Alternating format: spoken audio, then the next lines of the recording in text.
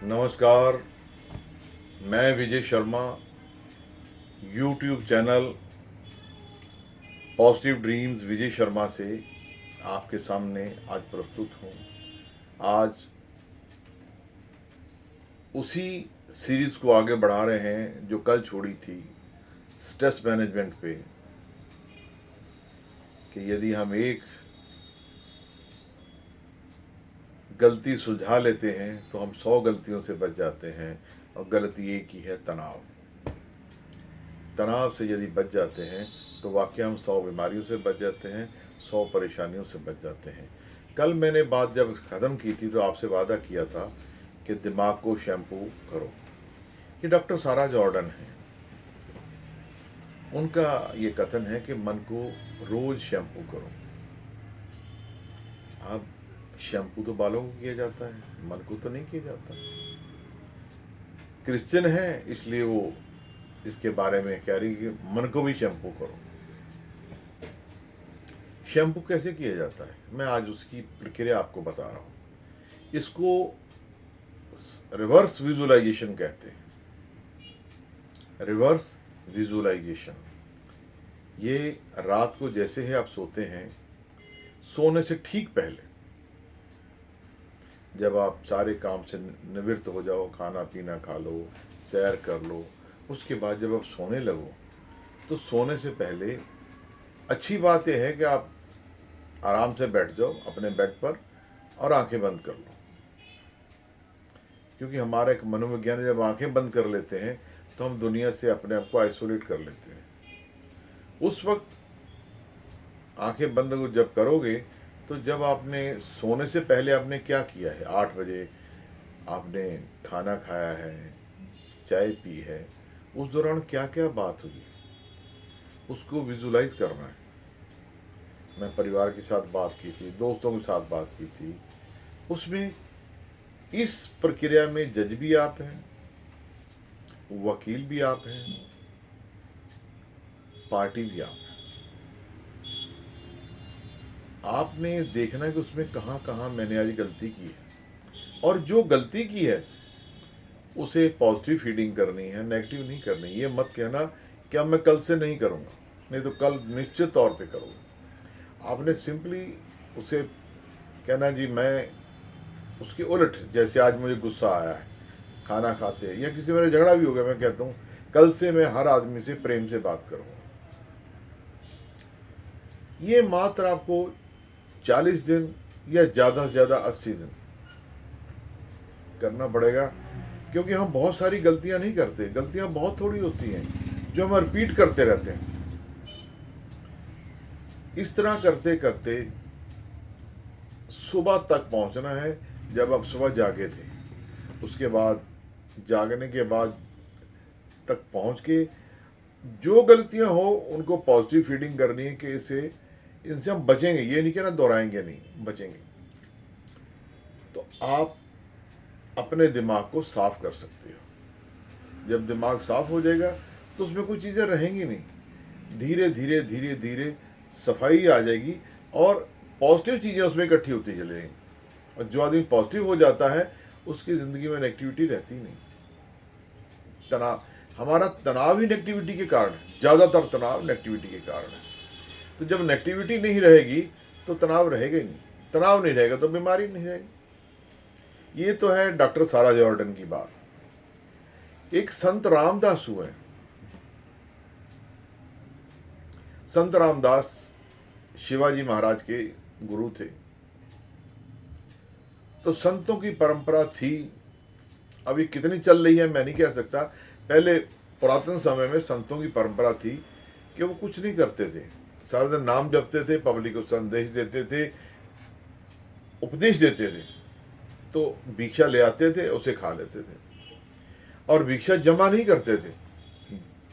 यहाँ उनकी भिक्षा पूरी हो जाती खाने के लिए, उसके बाद वो वापस चले जाते थे। संत रामदास जी भी जब भिक्षा मांगने के लिए गए तो एक माता ने कहा कि महाराज कुछ ज्ञानवर्धन की बात मुझे बताओ, मेरा जीवन सफल हो जाए। उसने, अच्छा बेटा मैं कल बताऊंगा।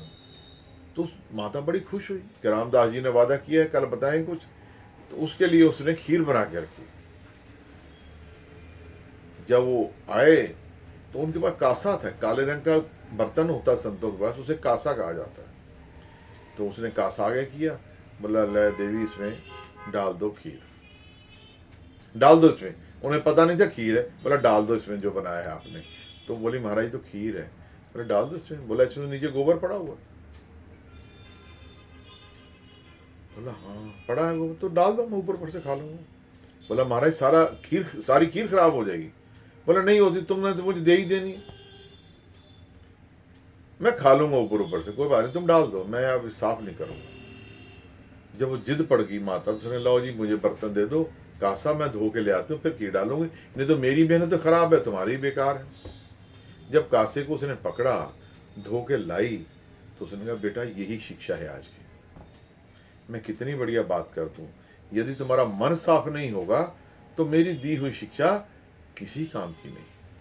ये मैं इतनी सारी एग्जाम्पल इसलिए देता हूँ आपको कि कोई ना कोई एग्जाम्पल आपके दिमाग में फिट हो जाएगी, विजुलाइज हो जाएगी, और जब वो हो जाएगी तो फिर आपके जीवन स्तर सुधरने लगेगा और बढ़िया बनने लगेगा, आपके मन से नेगेटिविटी निकल जाएगी। तो फिर वो जो संत थे उन्होंने कहा शिक्षा यही है कि कितने बढ़िया हम तुम्हें प्रवचन दे दें, परंतु यदि आपके मन के अंदर मैल है, मन के अंदर डर है, जेलसी है, तो ये हमारी शिक्षा पे असर नहीं करती। आज अगर शिक्षाएं असर करती तो इतने क्रिमिनल होते जा रहे हैं, और इतने टीवी चैनल्स हैं जो धर्म के बारे में बहुत बहुत ज्ञान देते हैं, क्योंकि उनके मन के अंदर सफाई नहीं है, इसलिए दिक्कत हो रही है। कई बार हम कुछ चीज़ें कैरी, इमेजिनेशन के बारे में कह रहा हूँ, इमेजिनेटरी स्ट्रेस के बारे में बात कर रहा हूँ। एक बुक है मैनी मास्टर्स मैनी लाइव्स, उसकी करेक्टर है कैथरीन। कैथरीन को 29 की एज में डिप्रेशन हो गया। मैं इमेजिनेशन पे भी बात कर रहा हूँ, बाकी स्ट्रेस पे भी नहीं आ रहा हूँ। डॉक्टर ने उसको दवाई दी पर वो ज़्यादा ठीक नहीं हुई, तो डॉक्टर ने उसे इंजेक्शन दिया जिसमें आदमी सेमी कॉन्शियस हो जाता, आधा होश में आधा बेहोश में, शायद उसका नाम पेंटाथॉल का इंजेक्शन है, वो दिया उसको। तो वो लेडी जो 29 साल की थी, वो अपने जीवन के चार साल में चली गई। डॉक्टर पूछता है ये क्या हुआ, वो क्या हुआ, तो उसने बताया कि हम दो बहनें थी, और जो मेरी छोटी बहन थी वो बहुत सुंदर थी, मेरी माँ से बहुत मोहब्बत करती थी और मेरे से मोहब्बत कम करती, मैं काली थी। ये परिवारों में अक्सर ये बीमारी है। मैं आप सब जितने भाई बहन सुन रहे हैं, सबको मैं यही प्रार्थना करता हूँ कि ये जीवन परमात्मा का बनाया हुआ है, मैन मेड नहीं है। हम गलती से मैन मेड मान लेते हैं। इंसानों का बनाया हुआ नहीं, ये परमात्मा का बनाया हुआ। काला है, नीला है, जैसा भी है उसे स्वीकार करो, जैसा भी उसे स्वीकार करो। बच्चों में द्वेष पैदा मत करो, क्योंकि जब हम पैदा करते हैं तो बच्चे के डीप कॉन्शियस में ये बात हर्ट करती है कि भाई मेरे को मेरे माँ बाप उतना मोहब्बत नहीं करते क्योंकि मैं ज़्यादा खूबसूरत नहीं, इसलिए बच्चों को बच्चों की तरह रखो, उनसे प्रेम मोहब्बत करो, परंतु पार्शियलिटी मत करो। बोले एक दिन उसकी खूबसूरत बहन की डेथ हो गई अनफॉर्चुनेटली। जब उसे ले जाने की तैयारी कर रहे थे तो उसकी माँ ने रोते रोते कह दिया कि मेरी सबसे सुंदर बेटी मर गई, तू क्यों नहीं मर गई, काली तू क्यों नहीं मर गई। ये बात उसको बहुत ज़्यादा चुभ गई। बहुत बच्ची थी, बहुत चुभ गई, और बड़े को भी चुभती ये बात, अगर किसी और बड़े को भी चुभती, बहुत चुभी उसको बात। और उसको माँ के प्रति एक अलगाव, जेलसी, एंगर, ये सब उसके दिमाग में आ गया कि मेरी माँ मेरे बारे में क्या सोचती है। वो एक घटना ने उसे डिप्रेशन का पेशेंट बना दिया। उस तरह की जिस औरत को देखती उसी औरत से नफरत करना शुरू कर देती। अल्टीमेटली ये हुआ कि उसे औरत जात से नफरत होनी शुरू हो गई। जब डॉक्टर ने थर्ड टाइम उसको इंजेक्शन दिया तो पिछले जन्म में पहुंच गया, और पिछले कई जन्मों का बता चुकी है, और 2 जन्म तो प्रूव भी हो गए वहां वहां पैदा हुई थी। क्रिश्चियन इसको नहीं मानते कि पूर्व जन्म है, हिंदू मानते हैं कि पूर्व जन्म है, और है। मैं भी इसको मानता हूँ, क्योंकि मैं कई उन आदमियों को मिला हूँ जिनको पिछले जन्म का ज्ञात है। छोटी उम्र बच्चों को मिला हूँ जिनको पिछले जन्म का पता है, बहुत से ऐसे बच्चे। उसके बाद उसने इम्पोर्टेंट बात यह है कि डॉक्टर ने पूछा, कैथरीन क्या किसी जन्म में भी तेरे साथ हूँ? बोला, आप हर जन्म में मेरे साथ डॉक्टर साहब, कभी भाई, कभी पिता, कभी पति। इसलिए जो भी आपको मिलता है ये मत सोचना कि अभी मिला है, ये तुम्हारे पूर्व जन्मों के संस्कार हैं जिनके कारण मिलता है और कंटिन्यू मिलता है। आप कई बार होता नहीं, आदमी बिना बात ही किसी भी नफरत करता है, उसने कुछ नहीं किया होता, और कई बार होता बिना बात ही मोहब्बत करता है, उसने किसी को मदद नहीं की होती। तो ये पूर्व जन्मों के संस्कार भी हैं। आप जब मन में किसी के प्रति वैर भाव रखोगे तो डिप्रेशन होना लाजमी है। इसलिए माय डियर, अपने मन को साफ करो, सारा जॉर्डन की तरह और संत रामदास की तरह। फिर आ जाइए बहानेबाजी से बचिए। बहानेबाजी क्या है? जब आदमी बहानेबाजी करता है तो फेलियर का शिकार हो जाता है। कोई कहता है मेरा स्कूल अच्छा नहीं है, मेरे मास्टर अच्छे नहीं हैं, मेरे माँ बाप इतने समर्थ नहीं हैं। वो खुद अपने आप को समर्थ नहीं बनाता, वो दूसरों पर एलिगेशन देता रहता है, और एलिगेशन देता देता दुनिया से चला जाता है। जैसे मेरे माँ बाप अनपढ़ थे, मेरा स्कूल अच्छा नहीं था, सरकारी था, आगे कॉलेज अच्छा नहीं मिला, कॉलेज के दोस्त अच्छे नहीं मिले। ये मैंने पहले भी कई बार बता चुका हूँ। ये एलिगेशन देते देते दुनिया से चले जाते हैं। इसलिए बहानेबाजियों से बचो, क्योंकि बहानेबाजी कभी भी आदमी को कामयाब होने नहीं देती। और तांत्रिकों से खास तौर पे बचो। ये तांत्रिक जो है ना, ये आपको एक्सप्लॉइट करते हैं। मैं ये बात बिल्कुल नहीं कह रहा हूं कि भूत प्रेत नहीं है, ये एक प्रजाति है, ये पर किसी को कहती कुछ नहीं है। ये अपना काम करे, तुम अपना काम। आप पशु हैं, भूत प्रेत हैं, आदमी हैं, सारे हैं, परंतु किसी को कुछ नहीं कहती। आप लोग उनके बहकावे में आकर डर जाते हैं। अब आप कभी भी सड़क पे जाइए तो सड़क के दोनों तरफ बहुत सारी मज़ार बनी हुई हैं, बहुत सारे मंदिर बने हुए हैं, कहीं त्रिशूल गड़ा हुआ है, कहीं हरा कपड़ा पड़ा हुआ है।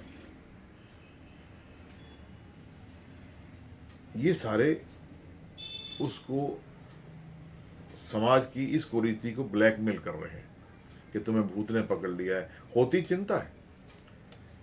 ये भूत प्रेत गरीबों को क्यों पकड़ते, अमीरों को क्यों नहीं पकड़ते? मैंने आज तक किसी अरबपति को भूत प्रेत नहीं पकड़ते देखा। गरीबी सबसे बड़ी बीमारी है, और गरीबी सबसे बड़ा भूत प्रेत है। इसलिए गरीबी से निकलो बाहर, और गरीबी से निकलने के लिए आपका मन साफ होना जरूरी है। जो आदमी गरीब है उसे भूत भी पकड़ता है, बीमारियां भी पकड़ती हैं। अमीरों को तो किसी भूत प्रेत नहीं पकड़ा कभी।